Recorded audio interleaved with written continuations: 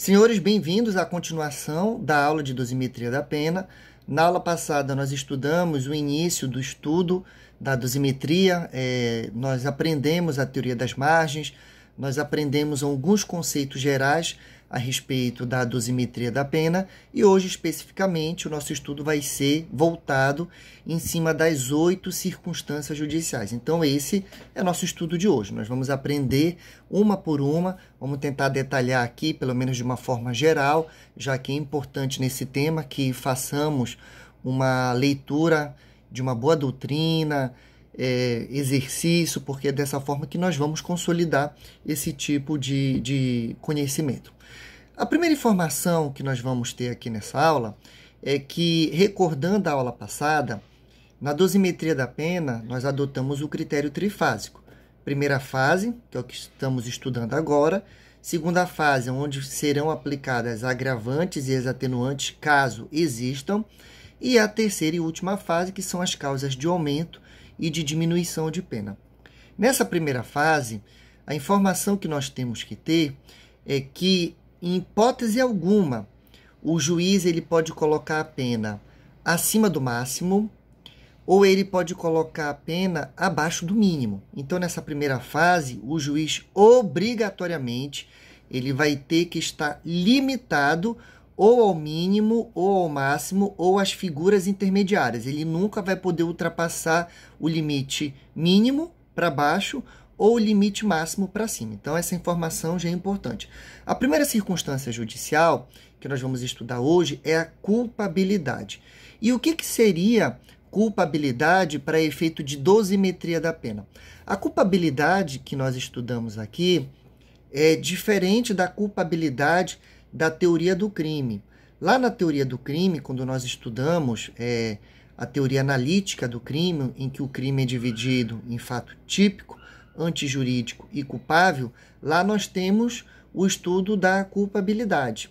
Aqui, já a culpabilidade que nós vamos estudar aqui na dosimetria da pena, ela tem um sentido diverso, não é o mesmo sentido que nós estudamos na teoria do crime. Então, o que nós vamos aprender aqui é a culpabilidade voltada para a dosimetria da pena. A culpabilidade aqui seria o grau de culpa. E aí vocês podem perguntar assim, mas professor Diogo, existe grau de culpa? Existe. Um fato típico, ele pode ser feito de uma forma em que a reprovabilidade social ela é muito maior do que em outras situações que ele possa ter sido realizado. Vou dar um exemplo aqui, e vai ficar bem fácil. Vamos imaginar que na prática do roubo, a pessoa chegue e ameace o indivíduo falando, olha, me passe a sua carteira aqui, senão eu vou te matar. Aí a pessoa, com medo, pela grave ameaça, entrega o seu celular. Nós temos aqui a figura típica do roubo. Se essa mesma situação for praticada, agora eu mudando o exemplo, o sujeito, ele aborda uma vítima, aponta uma faca no seu pescoço, o leva para um lugar ermo e diz, me passe seus objetos, senão irei lhe matar.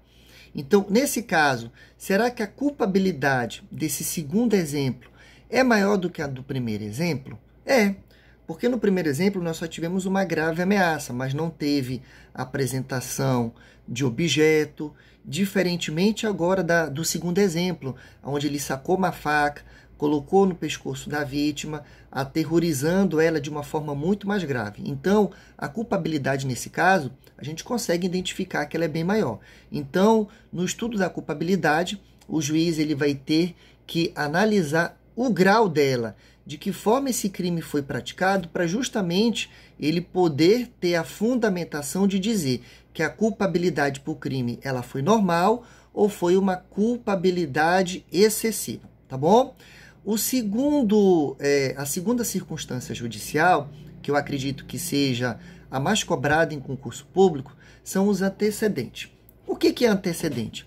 Antigamente, nós tínhamos que os antecedentes, eles eram qualquer ato desabonatório em relação ao acusado. Então, um boletim de ocorrência eu poderia considerar como maus antecedentes, uma investigação eu poderia considerar como maus antecedentes. Um processo que ainda estava em andamento, eu poderia considerar como antecedentes, maus antecedentes nesse caso.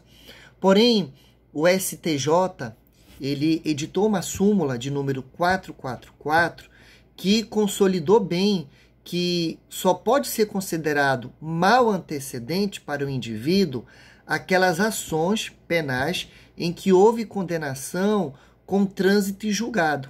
Então, eu só posso ter maus antecedentes se houve uma condenação com trânsito em julgado em que não caiba mais recurso. Qualquer situação que não se encaixe nisso que eu acabei de falar, não pode ser considerado como maus antecedentes. E outra informação importante aqui a respeito dos maus antecedentes. No nosso sistema penal, ele é perpétuo. Ou seja, a partir do momento em que você tiver maus antecedentes, ele vai lhe acompanhar para o resto da sua vida. Então, os maus antecedentes no nosso sistema penal, ele é perpétuo. Existe até uma crítica muito grande em algumas decisões judiciais em que se está contestando essa ideia da perpetuidade dos antecedentes, porém é pacífico, por enquanto, que ele tem o caráter perpétuo. A segunda circunstância judicial é a personalidade do agente. Então, a terceira circunstância judicial que nós vamos estudar aqui é a personalidade do agente. Mas o que seria a personalidade do agente? Aqui, novamente, se tem uma crítica muito grande, porque como é que o juiz vai analisar que aquele indivíduo tem a personalidade voltada para o crime? O juiz não é psicólogo. O juiz ele não é médico, ele não é um psiquiatra. Então, tem críticas ferrenhas a respeito dessa circunstância judicial, justamente direcionando que o juiz não teria capacidade técnica para poder analisar a personalidade do agente, porém, ela é aceita, ela está prevista aí nas circunstâncias judiciais, e o juiz ele pode se ater a um laudo. Ele pode, por exemplo, pedir uma perícia forense com um psiquiatra do Instituto de Perícias para verificar a personalidade daquele agente. Então, ela normalmente tem validade. Por mais que tenha muita crítica a respeito da personalidade do agente, ela está em pleno vigor. A outra que nós poderíamos conversar seria a conduta social. O que seria a conduta social? Aqui é muito interessante porque normalmente nós associamos a conduta social com os crimes que o indivíduo praticou ao longo da sua vida, mas não pode. Eu não posso ter a prática de crimes anteriores como conduta social, porque isso vai estar direcionado aos antecedentes. Então, a conduta social é o comportamento do indivíduo no meio social, mas que não esteja relacionado a crimes. Por exemplo, como ele se comporta no seio da sua família, como ele se comporta no trabalho, como ele se comporta na sua vizinhança. Então, vamos ter um exemplo aqui de um indivíduo que, podendo, está há mais de 3 anos sem pagar a pensão do seu filho precisando. Então, nesse caso, nós já vamos ter a conduta social valorada de forma negativa, tá bom? O próximo circunstância judicial são os motivos do crime. Então, o juiz também vai analisar os motivos do crime, ele vai ter que saber dentro do processo, de forma fundamentada, o que levou essa pessoa à prática do crime. Lembrando aqui, que é importante, que eu não falei no início da aula, que todas as circunstâncias judiciais que nós estudamos aqui, elas são residuais. O que é isso? Eu só vou poder aplicar elas se, porventura, não for previsto, no caso, vamos imaginar aqui os motivos do crime, como uma agravante ou uma atenuante, ou uma causa de aumento ou de diminuição, ou uma qualificadora. O que isso quer dizer? Vamos imaginar, por exemplo, que a pessoa tenha matado um indivíduo por motivo fútil. Então, como isso já é uma qualificadora do crime de homicídio, eu não posso, ao mesmo tempo, ter ela como qualificadora, onde a pena já vai ser elevada num grau maior do que no tipo comum, e, ao mesmo tempo, na circunstância judicial, eu fazer aumento da pena por causa desse motivo. Então, quando eu digo que as circunstâncias judiciais elas são residuais, é porque eu sempre vou ter que ter um olhar para frente para ver se o juiz não vai aplicar ela na segunda ou na terceira fase, e aí não sendo aplicada nem na segunda nem na terceira fase, e não sendo uma qualificadora do crime, aí eu vou poder aplicar na situação concreta. Então, os motivos do crime, nós temos que ficar bem atentos para ver se o juiz não acaba aplicando duas vezes, porque nesse caso nós vamos ter o ibis idem, e aí é proibido no âmbito do direito penal. Depois dos motivos do crime, nós vamos analisar as circunstâncias que o crime foi praticado. Então, o juiz ele vai ter que estar atento como esse crime foi praticado, as circunstâncias em que esse crime foi praticado. Vamos imaginar num período noturno, de madrugada, onde o agente estava com a sua atenção diminuída. Então, vamos imaginar que houve uma tocaia. Então, tudo isso o juiz vai poder analisar. Porém, sempre levando em consideração que nós não podemos incidir no ibis idem. Se o juiz analisar que numa segunda fase, numa terceira fase, ele pode aplicar uma situação que seria considerada circunstância do crime, nesse caso concreto, ele não vai poder fazer a aplicação. A sétima circunstância judicial, nesse caso, é a consequência do crime. Todo crime, logicamente, vai ter uma consequência. Então, vocês podem estar pensando, mas professor Diogo, quando é que eu vou poder aplicar essa consequência? Quando for uma consequência normal. Então, num crime de homicídio, a consequência normal é que ocorra uma morte. Então, eu não posso falar num crime de homicídio, porque a vítima morreu, que eu vou aumentar a pena base em virtude dessa morte. Agora, vamos imaginar que esse indivíduo que faleceu, ele era o arrimo de família, a sua esposa estava grávida, possuíam mais 4 filhos e ela é desempregada, vivia única e exclusivamente do trabalho da pessoa que foi assassinada.